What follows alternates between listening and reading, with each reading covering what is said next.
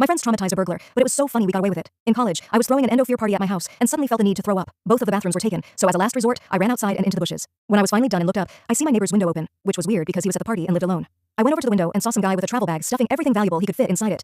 It took me a minute to realize what I was seeing, but when it hit me, I ran back upstairs telling everyone there was someone robbing the house next door. A few girls called the police, but for the guys, it was already too late. Some of them picked up some brooms, one of them even getting a roll of duct tape, and all ran across to the house next door. The burglar sees them, panics, and tries to leave through the same window. By then, it was already too late because the mob of drunk guys tackled him to the ground and hit him with their brooms. He just laid there absolutely terrified out of his mind. When the rest of the guys came outside, the duct tape guy saw what was going on and started to tie the guy's hands and feet together. I have no idea why he just let it happen, because after someone brought a giant trash bag outside and we fit his entire body inside of it, he was wrapped up like a Christmas present with his head sticking out, while we continued to tie him up with the entire roll of tape. He just sat there mumbling to let him go, and he'll never come back. The police were still nowhere in sight, and one guy has the idea to go get more stuff to tie him up with. At this point, he already looked like a human caterpillar, but they left to the dollar store to get some rubber bands. 10 minutes later, they came back with no bands, but an entire rope. They weren't going to hurt him, so I went up to see if everyone else inside was all right, and checked to see when the cops were coming.